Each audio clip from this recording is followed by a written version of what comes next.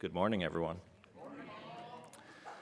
My name is Paul Stevens. I am a regional manager for Oxford House in Virginia, D.C., and some parts of Maryland. Welcome to the 2022 World Convention, and welcome to the first breakout session. Just to make sure you're in the right room, this is Addiction Research, What's New and Noteworthy. And I'll just start with a couple obligatory announcements that they've asked us to make. Just a reminder that we really need you to keep your lanyards on with your name badges when you're going into sessions. Please silence your phones if you have not already. And if you need to have a conversation, whether it's with the person next to you or on the phone, please step out of the room. No smoking or vaping near the entrances of the hotel. Good luck with that. Dispose of cigarette butts properly and safely. We can manage that, right? We can avoid littering in Seattle, I hope.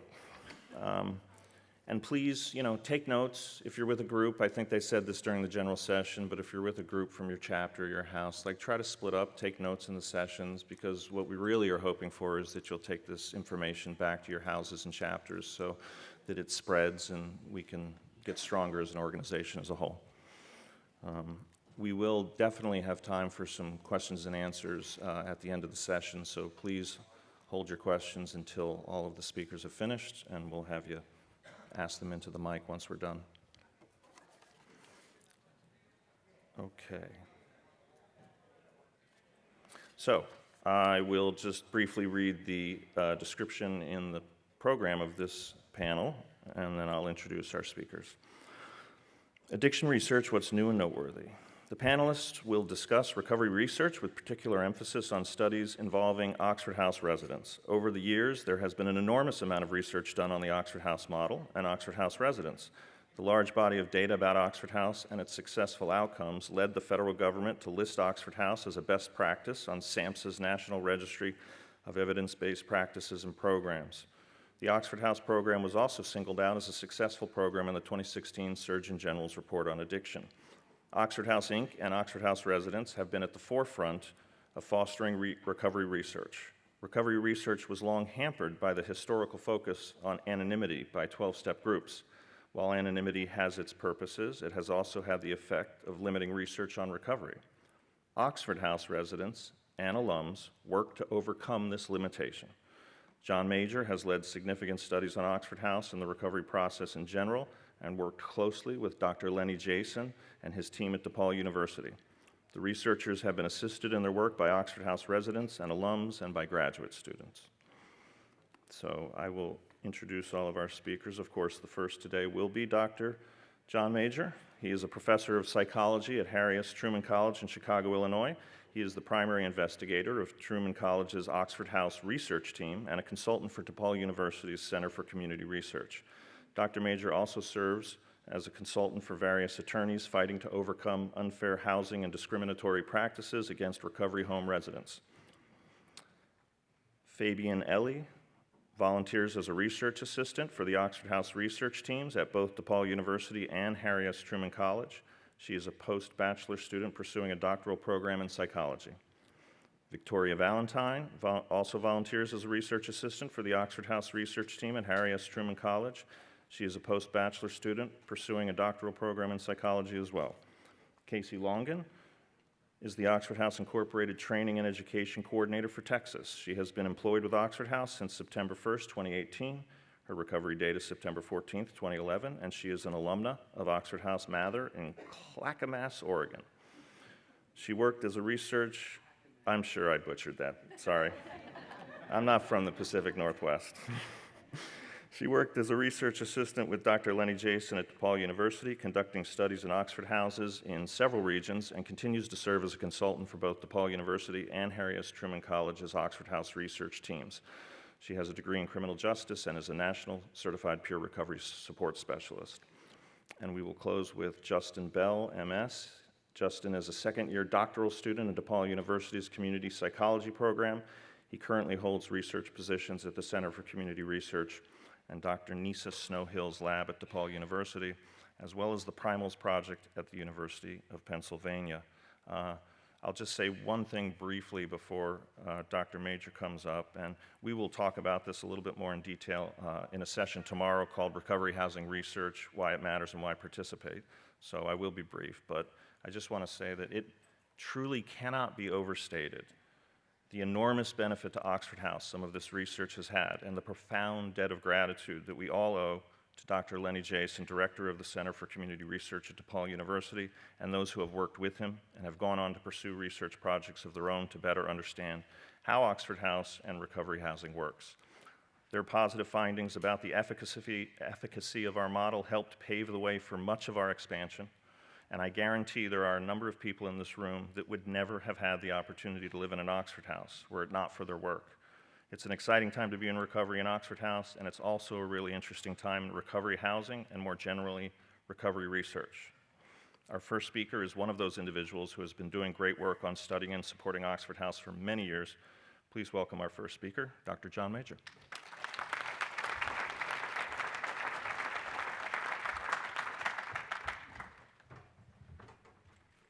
Thank you, Paul. Good morning. Good morning. How y'all doing? Got to tell you, Seattle's got really good food. Okay, I'd like to start out first by making a few acknowledgments. The first one is Dr. Leonard Jason. You see his photo up there on the screen. Yeah, I like to think that Dr. Jason and Paul Malloy were sort of like Dr. Bob and Bill W. These two getting together created something in the addiction research world that was unprecedented. And we know a lot about recovery homes in general because of the research done with the Oxford House model. Unfortunately, Dr. Jason couldn't make it this year, but he sends his very best. He still has a weekly Oxford House research meeting at DePaul University. And hopefully in DC, we all get together and we'll see him in person. Also, there is Dr. Ted Boback, and if you are anywhere near social media, you can't miss this person. He lives on Twitter and whatever those things are. I'm too old to understand social media. But there's a photo of him. He was in DC last year saying, I promise to be back next week or next year and tell you what I found in my dissertation. Well, he's got COVID. So he is not here, but that is a beautiful photo of his dog, Sunday. Sunday like the ice cream sundae. Okay, enough of those acknowledgments. Paul mentioned the DePaul University research team and then the Truman College.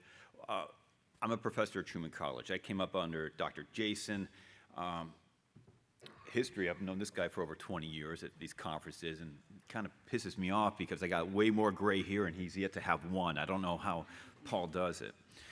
But we've been at this for a while, and I kind of grew up. I'm no longer a student, and now I'm a professional, and I'm established, and I'm at a place called Truman College. But Dr. Jason and I, we're pretty good friends. It doesn't really matter what our academic affiliations are. You know, we really believe in the cause of Oxford House, so don't be tripped up when you hear Truman College or DePaul University. Just kind of look at that synonymously. Okay, I want to give you a quick review of why we're talking today. My latest focus has been on looking at people who would take medications for opioid use disorders. I think we all refer to that as MATS, medication-assisted treatment, formerly known as drug replacement therapy, and probably some things before that. About 7 or 8 years ago, I was given a data set to examine. I did, and it resulted in the first publication of medication-assisted treatment among Oxford House residents. And it seemed like most residents did not have favorable attitudes about people taking medications. So as a result, we collected some data, and you can see on the board a quick citation to 4 studies that came out of that project, and we found that attitudes significantly improved among Oxford House residents across the country. The first paper looked at a small sample in Maryland. These 4 studies looked across the United States, people living in recovery homes that had residents on medications, and the attitude shifted, and I think we know that there had been a significant paradigm shift in recovery homes that adhere to a total abstinence-based model, you know, the 12-step approach like Oxford House, where maybe 10 years ago, not in my backyard, I'm not letting any of these people on medications in my house, to this place where we are today where we have to combine the elements of both the best of both a harm reduction model and a total abstinence model. And as a result, I think that Oxford House has really been doing justice in helping people get clean and sober who are on medications. And really quickly, we found that the attitudes have improved among Oxford House residents. It seems like the attitudes are more favorable when you actually have somebody in your house on medications as opposed to living in a house where, well, I never met a person in real who's got medications going for them, but so if you're far away from somebody's reality, you probably have negative attitudes, and we think the data speaks to this idea that if you yourself misuse medications and you yourself are getting high on these medications, that you probably project that on people who are taking them today, and you assume that that's what their MO is. We found that when people live in these homes with at least one other person on medications, they tend to have a better connection with their social support. It helps them reduce their stress. All right, so we know this is sort of like a good thing, but we don't know how and why Oxford House is actually helping these people. We need to understand changes over time. And that brings us to the current project. Last year, I had the good fortune of getting a free meal with Casey and Jackson. Somehow Ted and I crashed the executive committee when they had a lunch break and we got a free meal. And we were like, ooh, free food. But seriously, something about the informal gatherings at these conferences are really helpful. And I think we walked away with a need to try to understand specifically how is it that people on medications are benefiting from this. We want to understand the dynamics. We know that, or we don't know, what kind of medications seem to work better? Are there changes in medication that lead to outcomes? What about the regimens?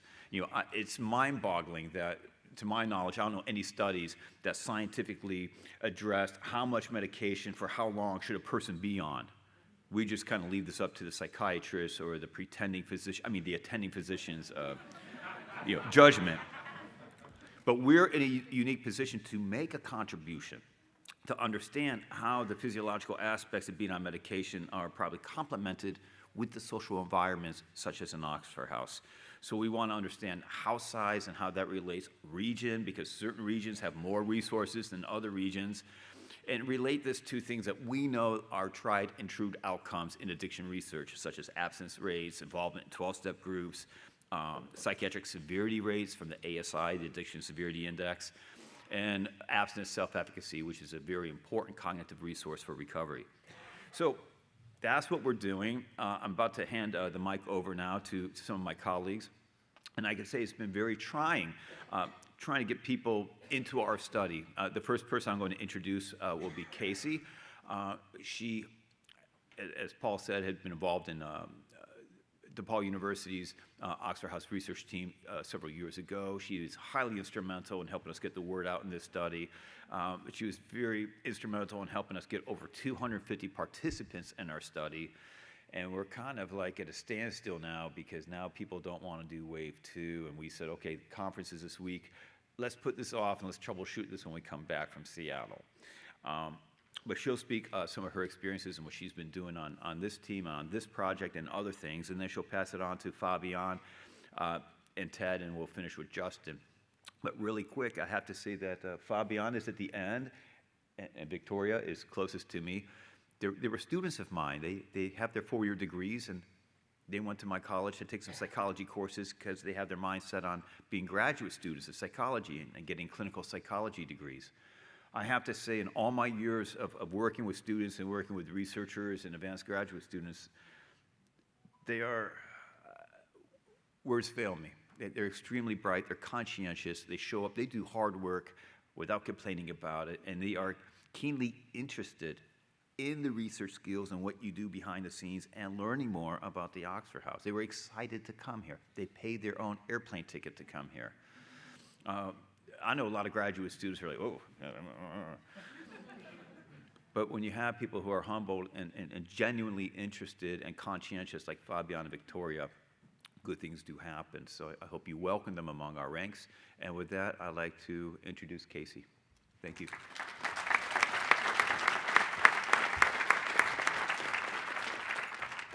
Good morning. So I don't have a PowerPoint or any charts to show anybody. I wanted to just kind of roll with it and talk from the heart. Before I got hired with Oxford House, I met Dr. Jason at a convention, And he told me about an opening that they might have, and I was like, there's no way in heck that they are going to hire me because I have multiple felonies. I thought that there was no chance. Everybody has all these letters behind their name. What could I really bring to the table? And I did get hired. And those felonies and my background and having a voice and the things that I have done since then is what made it possible. So I know research can be kind of scary for people, a little intimidating, because I can tell you it was terrifying for me at first. But we have a lot to offer. We have a lot of lived experience that we can bring to the table, and people are very interested by us, especially for people that don't understand what being a person in recovery looks like just yet. Since we're talking about stigma and stuff like that as well, there's all that wrapped around that. And this is what we're here for. This is why we're all in this room. This is why we participate in stuff, is to help break that stigma. If you guys ever get a chance to participate in any research, I highly recommend that you do, because it can open up multiple doors for you. I've been part of helping out with these guys and what they're working on now too, and it is volunteer. I'm volunteering my time because I actually enjoy it. It is really cool to see things happen. It's cool to be on meetings with them and hear their side of stuff. People need to hear what we have to say. All the government, all this, that, all the stuff that is out there, they need to know that we're here. They need to know that we matter, that we're not going anywhere, and we have research that backs that up. I'm not going to ask anybody right now, but if anybody participated in the study that he was talking about, please check your emails. It might have gone into a trash or spam folder, but please check your emails and make sure that you respond to that. When we set out the survey link for this, it's very important, because talking about medication-assisted recovery, there's still a lot of stigma about that, right? I mean, we could lie and say, oh, no, there's not, but there is. Everybody deserves a chance at recovery, no matter what that looks like, no matter what path they're on, and we need to be mindful and remember where we came from. I didn't wake up one day and say, hey, I'm going to move into an Oxford house because it sounds like so much fun. This is going to be great. That's not how that worked out. And so think about that moment when you first moved into a house, even if you're brand new right now and still trying to figure out that piece. Think about what it would be like for somebody who might be taking a medication and being in our community where you're supposed to be loved and supported by those individuals, but then it's like, oh no, we're not sure about that. This is where research comes in, right? You can participate in that and get to know more information about things. We need to be really mindful that we are going to continue to lose people, especially if we're adding to that problem and not accepting people for whatever their path to recovery may look like. Who are we to judge somebody? I mean, I want everybody to really think about that. What if everything you have right now in this moment was taken away because, I don't like the way that you recover. It's wrong. We got to be really mindful of that, because we're only harming people in the long run. So if you get a chance, participate in the research, check your emails, and ask these lovely folks questions after this. I assure you, the research part is not that scary once you get involved in it, and our voices matter. Thank you.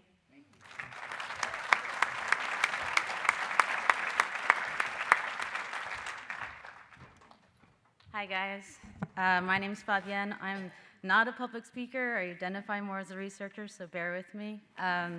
It's been really great to be part of this team. I was not originally interested in psychology or research. I made a pivot pre-pandemic. I was an art student. I thought I was going to change the world by making weird pieces of crap that people were going to put in their house. But I realized that I had a different skill, and that was for helping people, and that I was way more motivated by that kind of work. And I was fortunate enough to take a class with Dr. Major, and he was just on my level, just a little bit weird, had the right energy, and we vibed very quickly. And this is my first Oxford House conference, and I had the pleasure of being, thank you. Victoria and I were very well received right away. We were at the women's conference yesterday, and it's been a really beautiful thing, and it's only motivated me more to keep doing work with y'all and doing research and seeing how we can help you grow this program, because it's like a pretty amazing thing that you're doing here. And so the more we can collaborate and the more we can cooperate, it would be awesome to keep working with you guys. Yeah.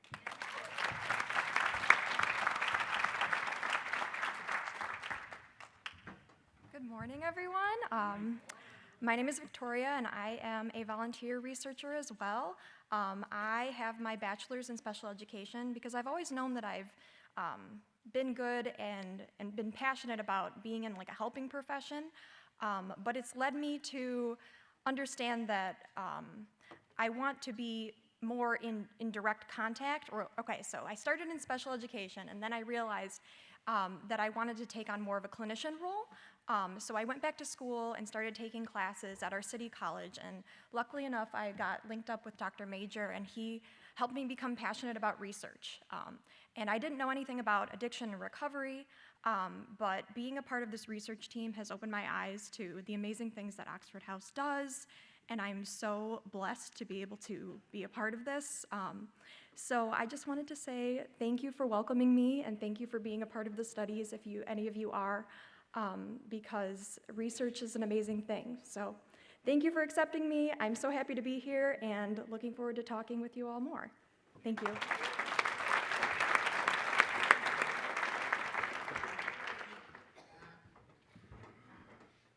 All right, good morning, everybody. My name is Justin. I'm a second year in the PhD program at DePaul University. So as John was saying, since Lenny Jason wasn't able to attend, I'm honored to be able to represent DePaul University. We've had an over 30-year relationship with Oxford House, which is pretty amazing. Yeah, it does deserve a round of applause. Yeah, it's been an amazing relationship. It's something that's very rare in the research field. Typically, psychologists kind of sit in their clouds in academia, and they look down on everybody, and they just kind of figure out things.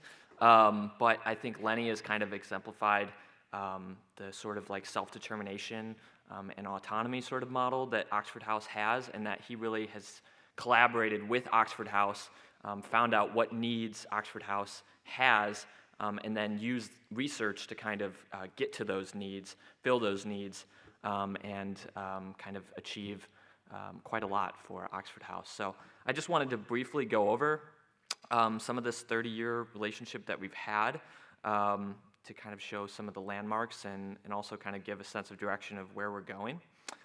So since Oxford House was originally started in 1975, but it wasn't until 1991 that Lenny Jason encountered Oxford House.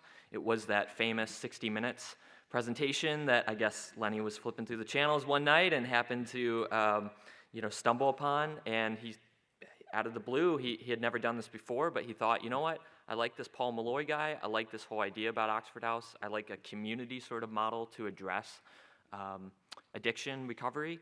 And he contacted Paul Malloy, and Paul Malloy was very excited about Lenny's enthusiasm. Lenny is a community psychologist, so he believed that Oxford House really had a lot of potential, and he was one of the first academics to see that, and Paul Malloy was excited to be a part of that. So in 1992, DePaul kind of more formally had a relationship. If any of you aren't aware, there was the first house in Illinois was set up in 1992, but it was kind of a rocky road at the beginning. So they sent somebody to Chicago to kind of get that house started.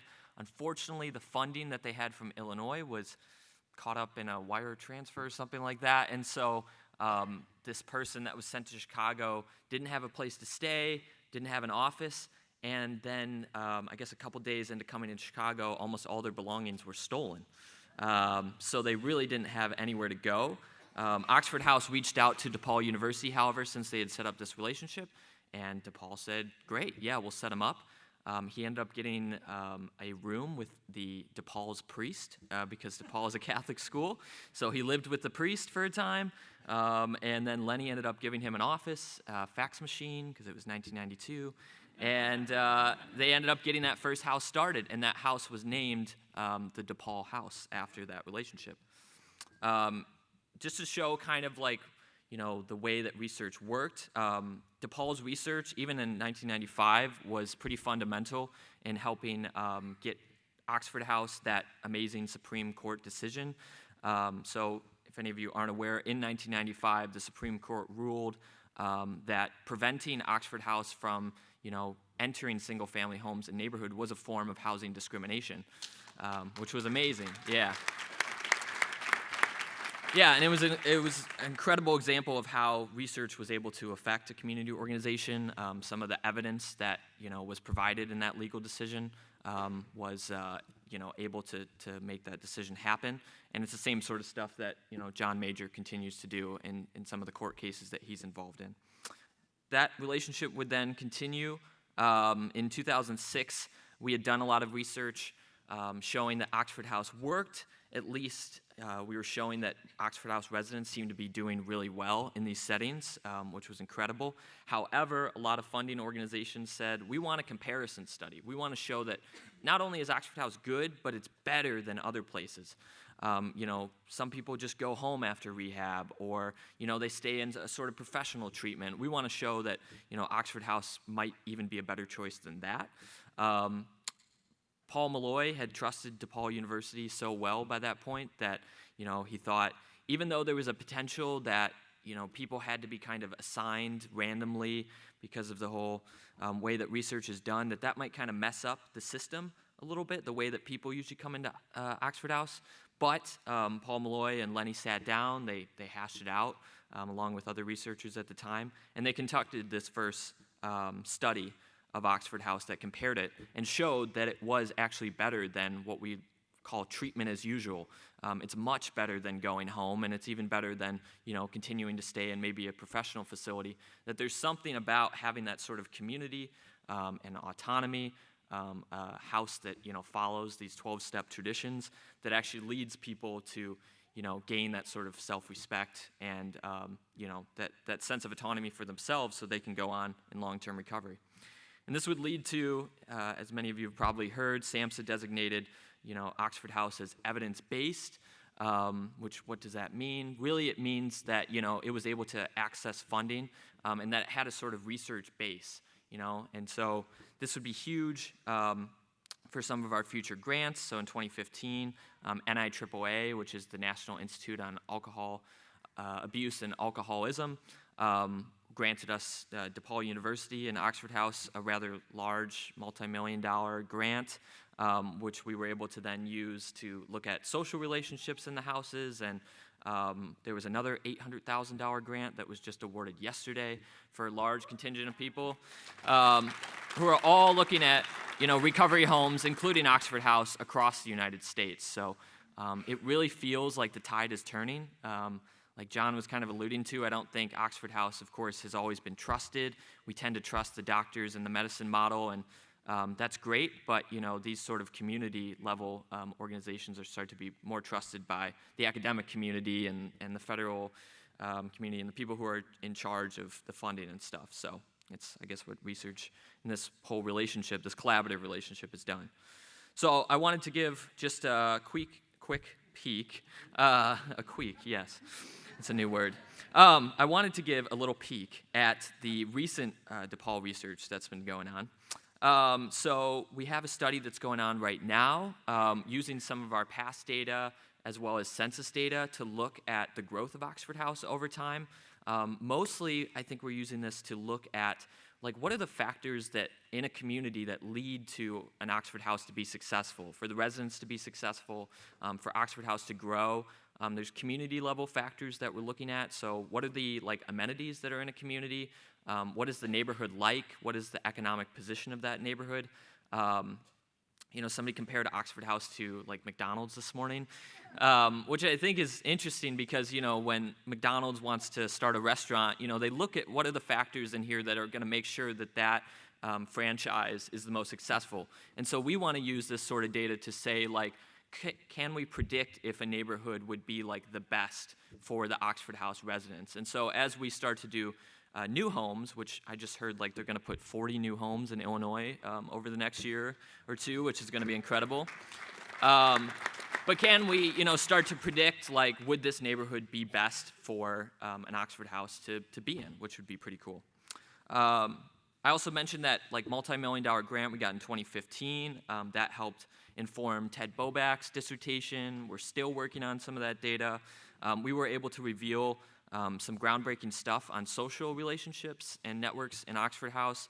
We were able to show things that, for people who are living in Oxford House, I'm sure are kind of like no duh.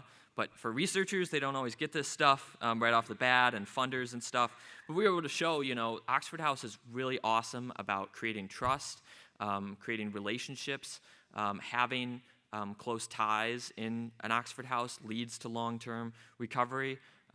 So, it kind of has shown that, these places are important because they create these social relationships. If you just treat the individual as an individual and you say, we'll give you some medication, we'll get you a counselor, that sort of thing, that's awesome, but that doesn't actually create the sort of like networks and families that get created in Oxford House. And we were able to demonstrate some of that with that research. And then we have another study, which I'm kind of conducting with the University of Pennsylvania, which is, I think, should be really, really interesting. I'm excited about because this is the first time we've collaborated with the University of Pennsylvania.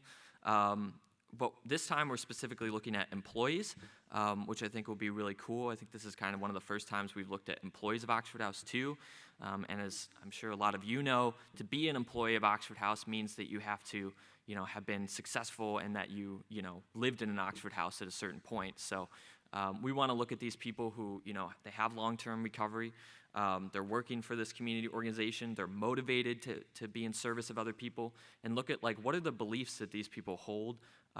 What are the spiritual practices that they have? What are the things that are really fueling this sort of long-term recovery? And I think it'll be cool to look at, like, the success cases, so then we can give, maybe recommendations to people who are struggling with their recovery, by looking at the people who have succeeded and have done this for so long. And then finally, I just wanted to go over, we are collecting data at the convention, and we really need your help. Oxford House, you guys have been so awesome about participating in our research before, and so we really need your help on this one too. We're doing a brief 10-minute online survey. It's going to assist us and the Oxford House organization in kind of better understanding the health of the residents. We've conducted some previous surveys that show that, some residents do really improve their health in Oxford House, and some don't. Some continue to struggle with things like mobility issues and medications and chronic illness. And so we want to continue to understand how we can help those residents, what their specific needs are. This survey is just a very, brief kind of, start of that journey. So, it's very basic sort of information about the medications that you take, what your, very, brief medical history is, vaccines as well in terms of, COVID and, if you had COVID and that sort of stuff. So, it's very basic stuff, but it would be really helpful for us, especially as we try to pursue funding, because sometimes we go to funders and we say, somebody, an Oxford House resident told us this is a really big problem, and they say, well, can you show us that, 100 Oxford House residents told you that so that we know it's a problem? And that's where this sort of data comes in. So I will have a booth somewhere, probably out in that hallway at some point. You'll see I have a giant red blanket I'm going to lay over a table that says DePaul on it. So look for me. Otherwise, I know a lot of you are taking notes. So I have a URL link that isn't on the screen, but if you want to take notes down to bring back to your houses, it is tinyurl.com/Oxford House Survey. I'll say it twice. Yeah.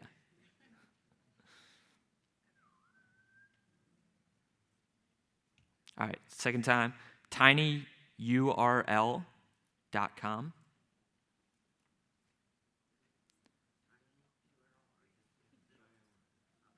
/Oxford House Survey. It's a confidential survey, by the way. You don't have to provide any sort of contact information or anything like that. It'll be kept confidential, and yeah, you can take it on there. You can read the consent form and what it's all about, and we'd be happy to have your participation. And then I'll be at a booth with a laptop and stuff if you want to take it there at some point during the survey, or during the conference. So yeah, thank you so much. Appreciate it. Thanks from DePaul.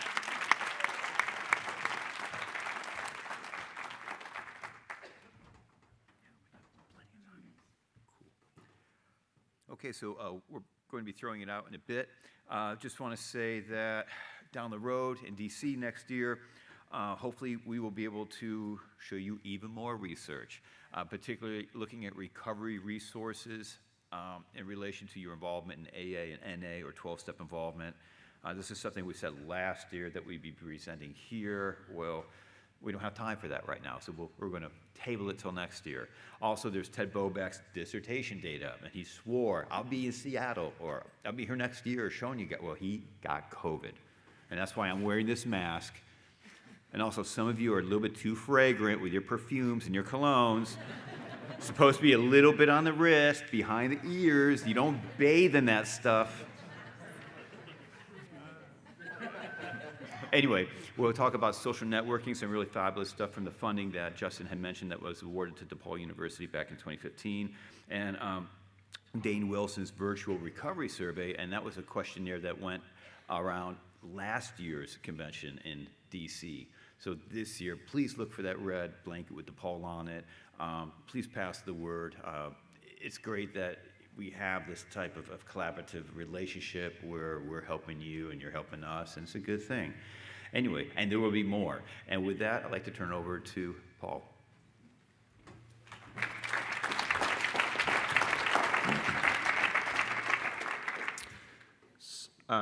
We're going to open it up for some questions.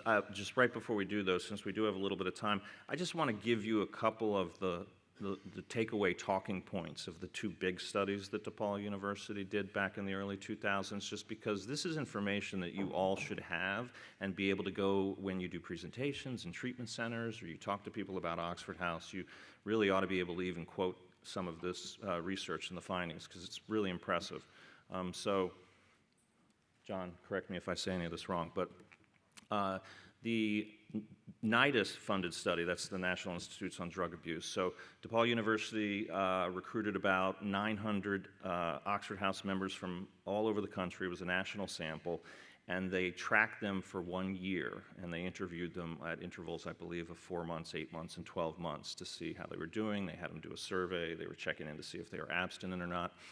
And at the end of a year, 86.5% of all of them were still clean and sober, which is, really an unheard of success rate in this field. You know, typically 40 to 60% of people, relapse within the first 6 months. But in Oxford House, a year later, 86.5% were still clean and sober. An interesting takeaway from that as well was that the threshold of duration of residency that really started to show the highest rates of success was 6 months. So people that stayed in Oxford House for 6 months or longer were at that top end of, still staying clean and sober after a year. So we always try to encourage our members to at least commit to 6 months in the houses. You guys should do that too. The study that Justin mentioned that was funded by NIAAA and was a comparison, which is great because it's really hard to do a sort of, experiment group, standard group in real life. You can't really tell people, well, you be religious and you don't be religious, or So it was awesome that we had an opportunity to really do that kind of comparison. And they followed, it was about 90 people or something like that coming out of treatment in the Chicago area, and followed them this time for 2 years, and randomly assigned some of them to go into Oxford House, and the others, they just let them go on with the usual care conditions. And at the end of those 2 years, 69% of the Oxford House people were still clean and sober, and only 35% of the people that had just been, left to go sort of do other sort of care conditions. So it was basically twice as many people were clean and sober at the end of those 2 years in Oxford House. They had 3 times lower of a recidivism rate, and their monthly income was like twice as much as the people that had not entered Oxford House. So it's really some amazing followings, but the short and fast one is just 86.5% after a year, which is just fantastic and should impress anyone. Okay, so does anyone have any questions for the panelists? And if so, could you please come up to the microphone?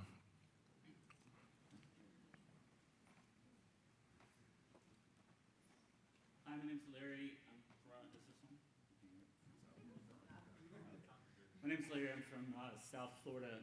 One of the things you mentioned is actually created a problem in our house. They require a letter, because they're democratically run. There's no house manager or anything.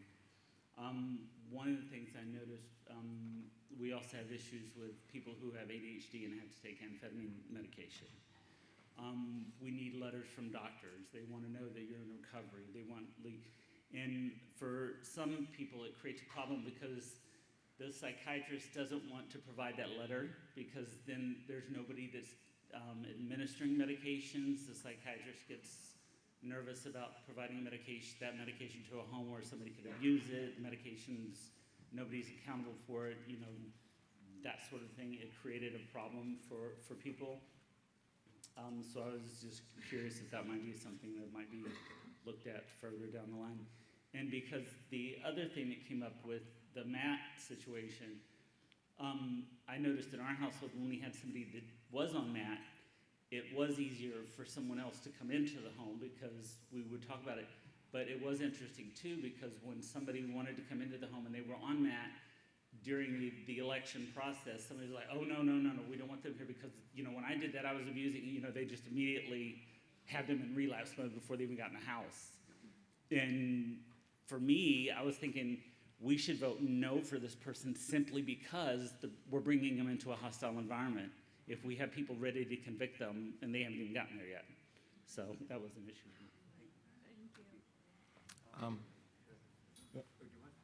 Can you just hand that down? Yeah. Fancy schmancy.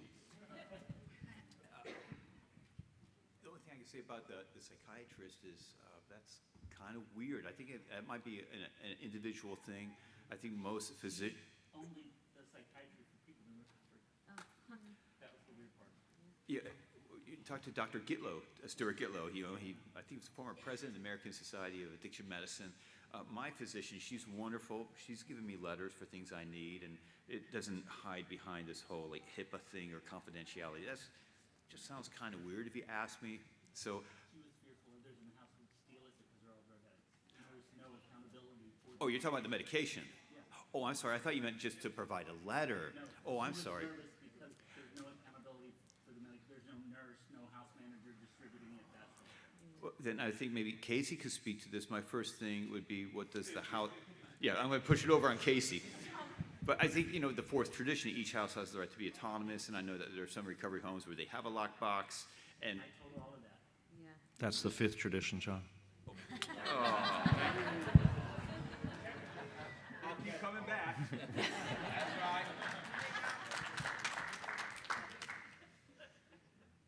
I don't even know where to begin right now. So what is the... No, it's just a statement about educating the house, basically. I mean, there needs to be a way, I don't know how we would do this, but to provide education to all the houses about MAT in general and about medication. If you want some training on that, I will give you my phone number. Yeah, that's I what can help Casey you with does that. for a living. That needs to be provided to all the houses. Because a lot of people in houses have never even heard of MAT. They don't even know what it is. They think it's just Okay. an excuse to keep using. They'll even say that. I'll give you my card, and then we can do something on Zoom. And it's basically an education piece, right? That's where a lot of the fear factor with that comes from because people don't understand it, or they say that they've abused it. Whatever it is, education is key. Great. And before the next person asks their question, I have a favor to ask you guys, because in the last 5-10 years in the recovery community, we've been talking a lot about how language matters, and some language lends itself to stigmatization, and we're trying to take a look at that and use different language, and we've been kind of adjusting slowly because we're accustomed to the way we refer to things sort of in 12-step communities. But I have a favor to ask you, which is try your best to refer to, and this, I didn't make this up, right? This is, people are advocating for this, refer to medication as medication-assisted recovery instead of medication-assisted treatment, because people on MAR are in recovery. And when you live in an Oxford house, you're not doing treatment, you're living in recovery. I know the academic community has to sort of agree upon some terms, and they'll typically refer to it as MAP, but in Oxford House, we refer to it as MAR, because we're all in recovery. All right, next question. My name's Clinton. I'm from Kansas. My question is what kind of research has been done for the medically assisted recovery coming from the streets, treatment centers, county facilities, and Department of Corrections?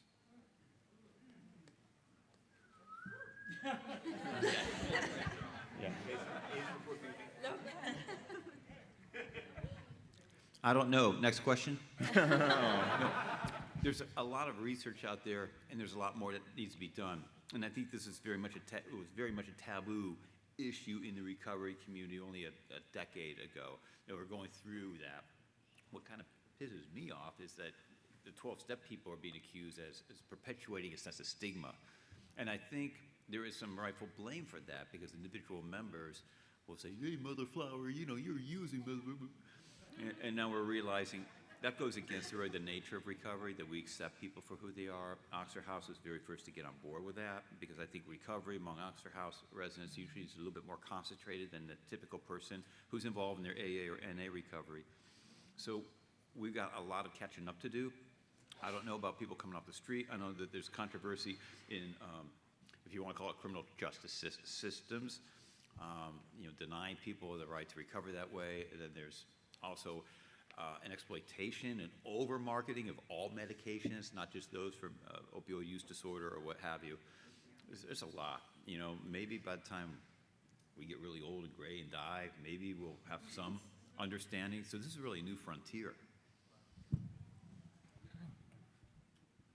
Next question. I just wanted to say thank you to Dr. Jason. Too bad he's not here today. And thank you to Dr. Major for all your support with the study with Oxford houses and tribal communities. The Suquamish community has been absolutely amazing with our Oxford house, and I just left there, and so I'm going to be able to take what I learned there and the things experience I gained to be able to take it to my hometown and my tribe, and having that statistical information is really important, and it's really helpful, and you can tell by the Suquamish tribe it was their continuing support is still just amazing. Great, thank you. Thanks. Thank you. I was just gonna say we were planning on doing some more research with those houses. I was just talking with Ricky about that. There's a lot of funding, luckily, out there for research in the Native American community and indigenous communities about addressing addiction. So we hope to continue that research. So thank you so much. Go ahead. Hi, my name is Joseph. I'm from Delaware.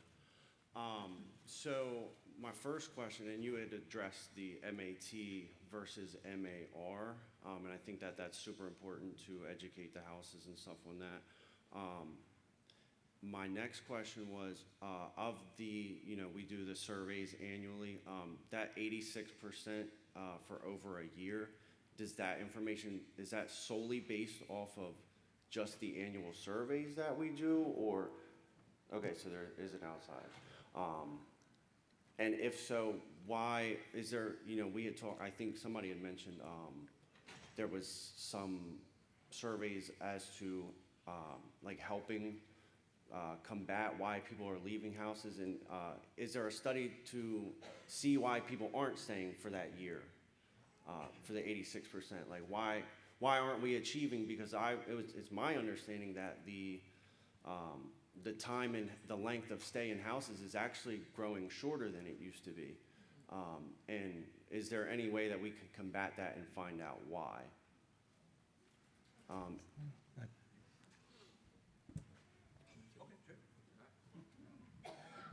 I don't want to bogart this microphone, but I will.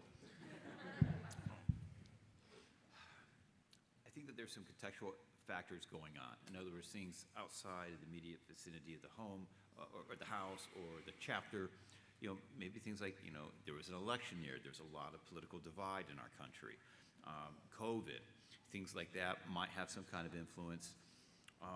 Otherwise, I like to say that these averages are but averages, and even though it comes from a national sample, and I think that the NIDA study that Paul had quoted, I think it was over 11 months, on average, across almost 900 residents, that was the average. Some stay longer, some stay shorter.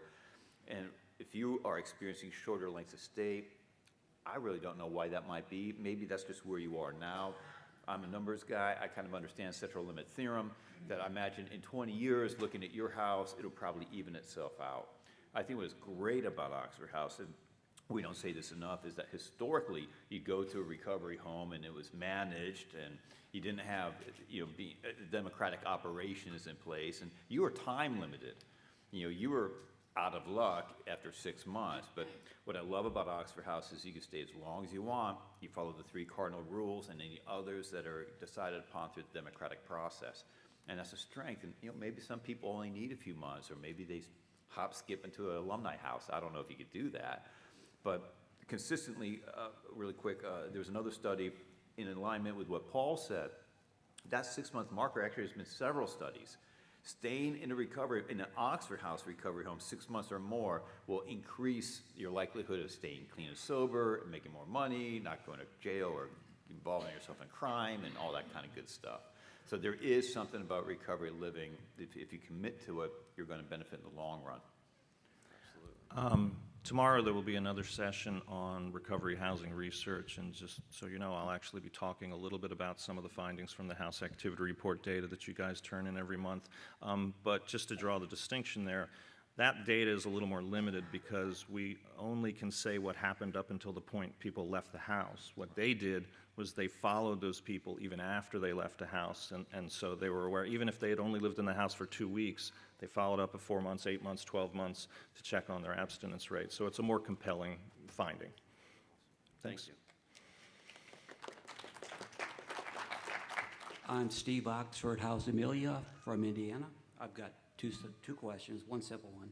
First one is, recently I had somebody that we very much suspected was using. We couldn't prove it, and he kept saying he was not. Is there any, from what I understand legally, there's nothing we can do. We can't make him take any kind of like drug test or anything. Is there any way that we can make that definitive? You can? Okay. All right. Hey. Okay. Let me just. Hey, so, yeah, you can. However, if you focus on people's behaviors and bring it back to the basics, you shouldn't have to go that route.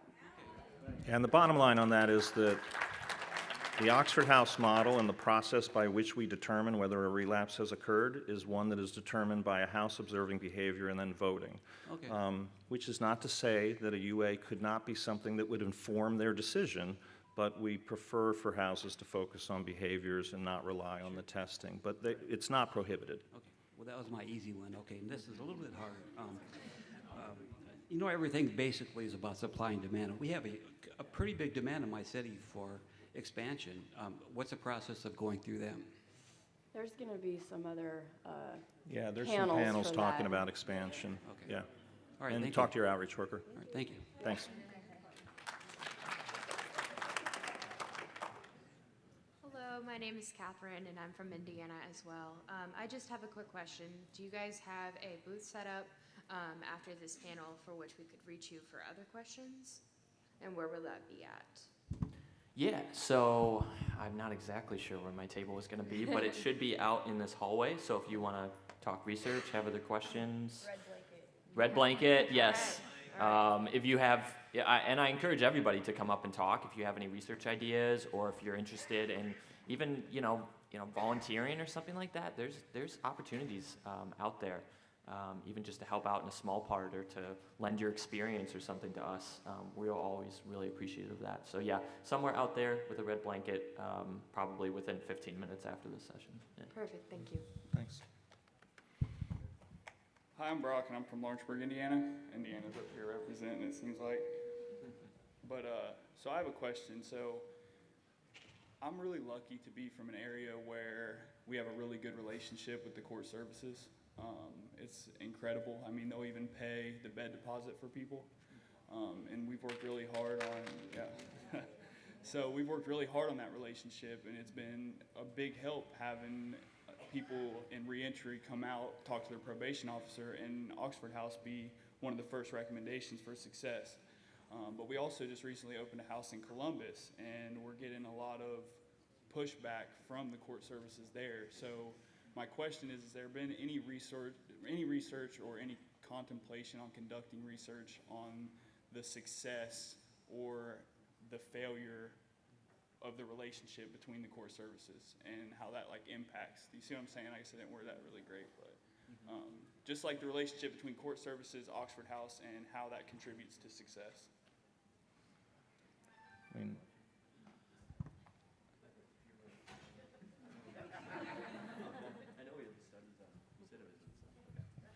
Okay, so we have conducted some studies, which, you know, if you want to talk to me after or whatever, I could definitely send that stuff to you if you're interested in looking at that. But we have shown that people who come out of incarceration and go into these Oxford homes tend to do well, that they tend to have, you know, less criminal recidivism, which is just a big word for, you know, they don't go back as much as people who aren't in those Oxford homes. And just go into that, again, that treatment as usual stuff. So we've shown that that's really important, that living in those sort of community environments seems to work well, even for people who are exiting incarceration. It's awesome to hear that you have a relationship where you're at, but yeah, unfortunately, from what I've heard, a lot of court systems don't tend to immediately recognize Oxford House or recovery homes in general as a place to go, that there's a, you know, of course, a sense of fear that, you know, oh, you're going to live with somebody, or you're going to create a group of people who all have a criminal history, and, you know, what could that lead to? So, you know, I guess, you know, I can send you those studies, and you can take a look at those, and, you know, maybe try to, you know, initiate that relationship by sending that sort of stuff, sending those sort of figures. You know, we've planned in the future to do some more stuff. I think it would be really awesome to continue to do stuff with people who were formerly incarcerated, because I believe that they deserve a chance, obviously. So feel free to talk to me after, and I can find the specifics on that stuff. Thank you. Yeah. Hi, my name's Rocky. I'm sorry, I'm going to try to add to that question real quick. What Justice said, there's a lot of research out there, because we got a grant looking at ex-offenders, it's the title we use then. So it's going to be kind of hard to, you know, give 1 or 2 or 4 or 5 studies. The person has to read it through and connect the dots. I think it makes a compelling case, but there's also some kind of political thing. Maybe in Columbus, they don't like the way you do it where you are, and there might be some kind of discord between the 2 different court systems. Maybe it has something to do with political beliefs or God knows what, but I agree with Justin. You could send them some articles, and they're quite compelling. People coming out of criminal justice systems having comparable, if not slightly better outcomes going to an Oxford House than a very expensive, modified therapeutic community. So I just wanted to add that real quick. Thanks. Sir? Go ahead. My name is Rocky. I'm from Wenatchee, Oxford House here in Washington. I had a question. Is there any research done on the comparisons to, say, the success rate of, say, Vivitrol compared to Suboxone? Oh, give me. You can bogart the mic. It's okay. No. But we need that. We need more information about characteristics of the drug types, the protocols that they're on. I mean, I'm sorry for saying MATs. I'm going to try to get my mind around MARs. I'm kind of thick-headed, not intentionally, just I was born that way. But what gets me is there needs to be the behavioral and social environmental components to the use of medications. I mean, I've been around a few 24 hours, and I've heard people say, you know, this is Narcotics Anonymous, not Psychotics Anonymous, because people are sharing their experience, strength, and hope about being on medications. And we've come a long way in NA, and I know we got a lot more to go. And it'd be really great to take a look at these things. I don't think one drug is better than another. I might be cool with Vivitrol. Fabienne might be great on methadone. Vicky might be great on Suboxone, where Justin is great on Subutex. You know, and Casey probably is not on any medications. You know, there's going to be some variation, but we need to know, because then individuals could be informed. Then maybe houses could say, like, well, you're going to see your doctor about this. You might want to consider this because the research suggests that. You know what I mean? So that's what we're trying to get people involved in our we should call MAR studies now. I have All right, one more cool. quick question. The 86.9%, I love those stats. I use it when I do a panel at the treatment center. But of the 900 people that study was conducted on, was it done in all one region, or was it throughout the United States? All over the country. Okay, Yeah, sure. thank you guys. And why is your blanket red when the mascot follows the blue demons?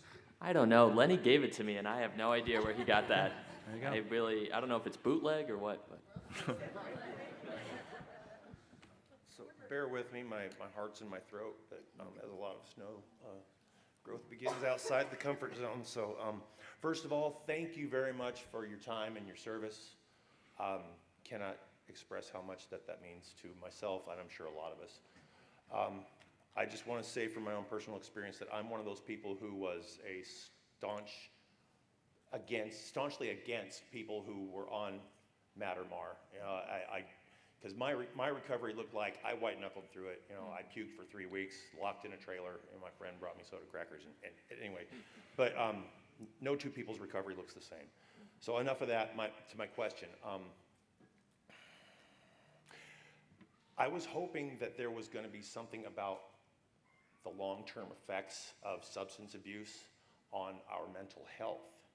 And, you know, because there's a difference between what we're masking with in our mental health with our substance use and the drug-induced psychosis that comes with it.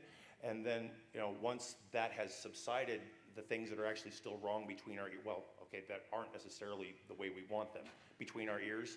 And, you know, how much of that is from our extended, substance use, and how much of it was there to begin with. And if there's any research, going on about the extended effects of our substance use on our mental health.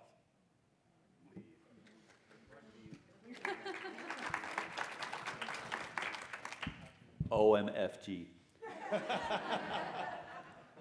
I am so fucking with researchers, psychiatrists, practitioners who really skip over substance-induced effects.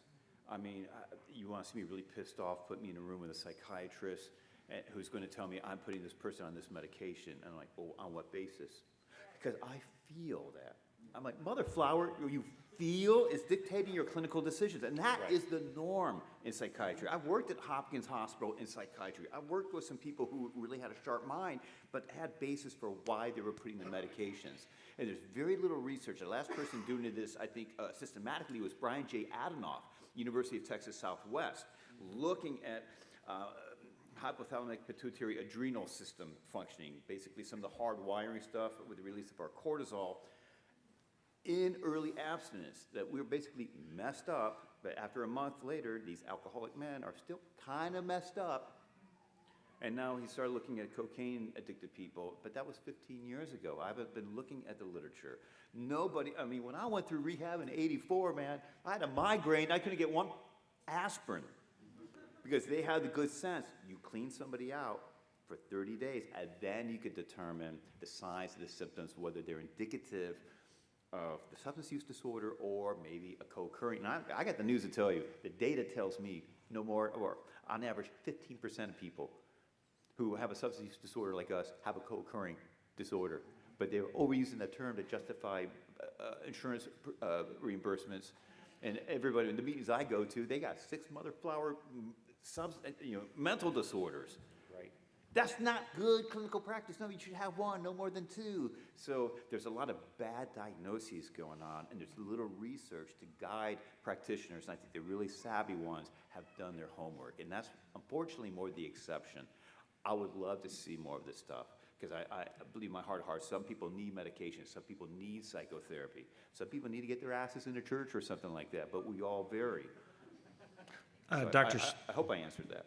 Dr. Stuart Gitlow will be speaking later in the convention, and he often mentions in his talk some of the stuff about over-medicating people in early recovery, so you might get some more information out of him. Thank you. Yep. All right, we have 8 minutes left, so we're going to move into quick question and quick answer mode, so all 4 of these people who have been waiting patiently can go. Yes, my name is Travis Massa, from Orlando, Florida. I have 2 questions. I'll try to keep them as brief as possible. They're about medicine used in medical-assisted recovery. The first one is there any data or research in reference to the medications used on their effect of the corticotropin releasing factor? And my second question is, after I heard that you were at Johns Hopkins University, the new research and data showing on the effects of psilocybin for addiction and other mental illness. First question, no. Ask Dr. Gitlow. He's a real doctor. I act like one in the classroom. Second, psilocybin. Things come up, I think, in trends every 10 or 15 years. They call it something different, but they present it like it's something new.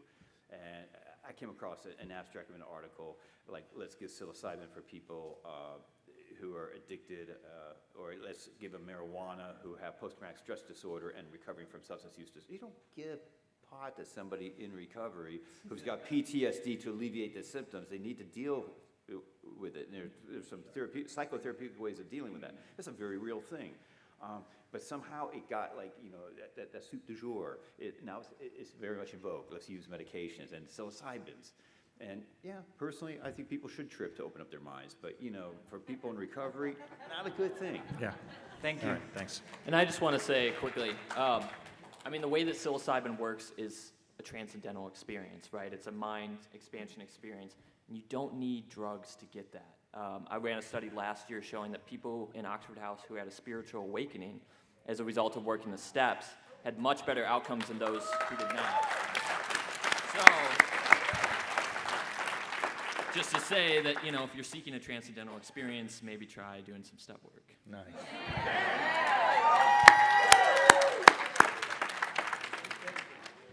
I'm Michael from Lakewood. Is there any research on MAR treatment and overdose deaths? Lots. Sorry, I'm going to try to be really quick. I was really pissed off because somebody from an agency about 6-7 years ago came in here and was shaming people, us, for smoking and saying that they're drugs that help us get off cigarettes, but will also enhance our recovery if we went on MAR. And then somebody came up here like, well, I was on MAR forever, it didn't work for me, and this is working fine. Why are you suggesting I should be on medications when this is working for me?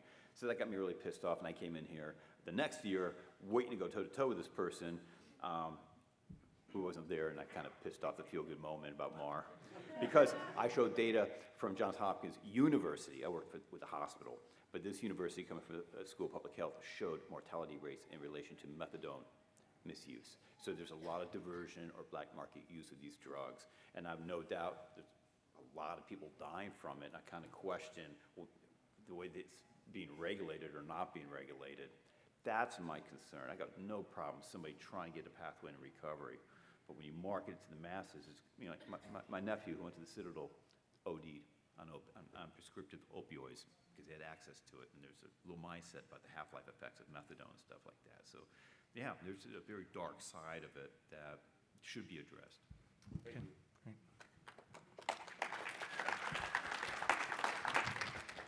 My name's Felicia. I'm with Arizona. So my question was with the MAT and MAR, I guess, Suboxone and methadone, with it being a narcotic, how does the body sustain the withdrawal with us being addicts? How are we able to tell whether we're using it as a tool? I mean, not as a tool, as a, I guess, how do you say it? Dang, I got all nervous. Like using it, like, for us to use it, like, as prescribed or abuse. Like, how do we determine that? Like, with us being addicts or having the addict minds at the end of the day. Ask your doctor to see if it's right for you. Well, no, I don't take it personally. No, I'm kidding, and I should have been a smart ass by saying that. I think that there are people who are prescribed. It's up to a physician. I don't know what's in their mind. Some people, they realize here's the right dose, and some want to be on a maintenance, and some eventually will go onto a taper. And that is something we need to research down the road. But we should know that it's up to my physician. She's telling me I need this. Okay, this seems to work. And I think the litmus test is, am I using anything else on the side? If I'm not, and I'm staying totally abstinent with the prescription from my physician, I'm doing it right. That's working. Okay. All right, thanks. All right. Hi, thank you very much. I'm from South Florida, and I was reunified with my children at Oxford House. I'm also peer specialist, and I work with a lot of women that are working towards that. We have some DCF agents, CPS agents that are fine with it, and some that absolutely will not do it. I was wondering if you guys have given any thought to doing any studies on reunification with children in Oxford House.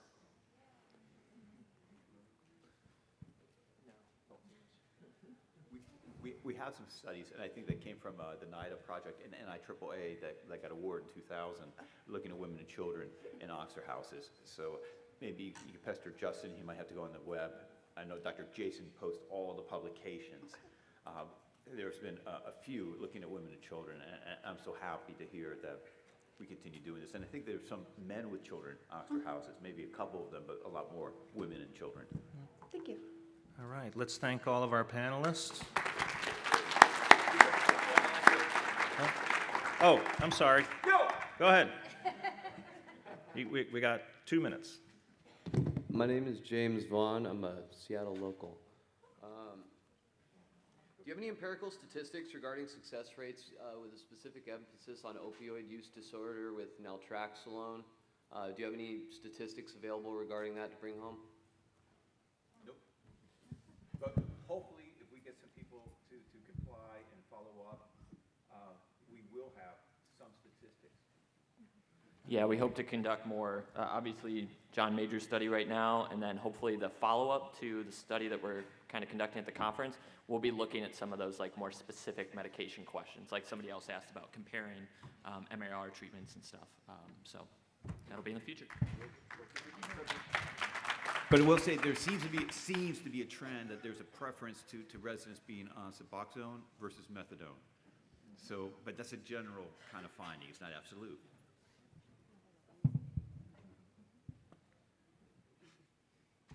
If you participate in any of the research or go onto the surveys, make sure that you fill them all the way out, because it's not going to be counted as full information. Like if there's a wave 2 that follows up after the fact, we need everybody to complete everything all the way through. Otherwise, it's not going to be helpful. Thank you. And then you get a gift card. Oh, all I right. like money, right? We like money. All right, thank you, everyone. We appreciate your attention.